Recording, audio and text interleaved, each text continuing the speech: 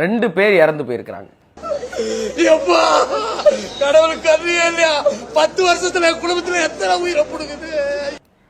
கோவை மாநகராட்சி கழிவுநீர் உந்து நிலையத்தில் 2 பேர் விஷவாயு தாக்கி கழிவுநீர் காவாய்க்குள்ள சுரேஷ்குமார் அப்புறம் அர்ஜுன்குமார். அவர் அந்த படியிலேருந்து ஏறும்போது தலையில் அடிபட்டு அர்ஜுன்குமார் உள்ளே விழுந்துடுறாரு. காப்பாற்ற போகிற சுரேஷ்குமார் விஷவாயு தாக்கி இறந்துறாரு. 2026 இருக்கும், நீங்கள் மறந்துடக்கூடாது. மற்ற நாடுகளுடைய ஏவுகணையெல்லாம் ஏற்றிக்கிட்டு இந்தியாவிலேருந்து ராக்கெட் பிறக்குது, ஆர்டிஃபிஷியல் இன்டெலிஜென்ஸ்னு அங்கே எங்கேயும் போகிறோம். விமான நிலையங்களில் கழிவுநீரை சுத்தம் பண்ணுறதுக்கு இயந்திரங்கள் இருக்குது. ஆனால் கோயம்புத்தூர் மாதிரியான மிகப்பெரிய மெட்ரோபால் சிட்டியில் இன்னும் மனுஷன் இறங்கி மனுஷ கழிவுகள் அழுறான். எப்போ சார் மாறப்போகுது?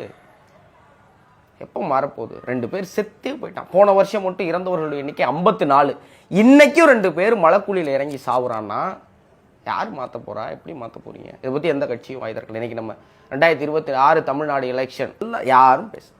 2 பேர் கோயம்புத்தூர் மருத்துவமனைக்கு முன்னாடி நின்று கோயம்புத்தூர் மார்க்சிஸ்ட் கம்யூனிஸ்ட் கட்சியுடைய மாவட்ட செயலாளர் பத்மநாபனும் திராவிட தமிழர் கட்சியுடைய தலைவர் வெண்மணியும் சேர்ந்து போராடி அந்த 2 குடும்பத்துக்கும் 30 லட்சம் ரூபா நிவாரணம் வாங்கி கொடுத்துருக்குறாங்க. நீங்கள் ஓட்டு போடுறதுக்கு முன்னாடி எந்த கட்சிங்கிறத அப்புறம் பாருங்கள். முதல்ல அந்த ஆள் யாருன்னு பாருங்கள். அந்த ஆள் நாளைக்கு எவனாவது கழிவுநீர் சுத்தம் பண்ணுறவன் ஏங்க சுத்தம் பண்ணுறான்? மனுஷ கழிவல்னு அவனுக்கு என்ன தலையெடுத்தா? படிப்பு இல்லை, காசு இல்லை, அடுத்த தலைமுறை பிள்ளைகளை வளர்த்து எப்படியாவது மேலே கொண்டு வரணும். அதனால எதையெல்லாம் தயாரானு உள்ளே இறங்குறான்ல, அவனுக்கு முன்னா யார் கேட்பா?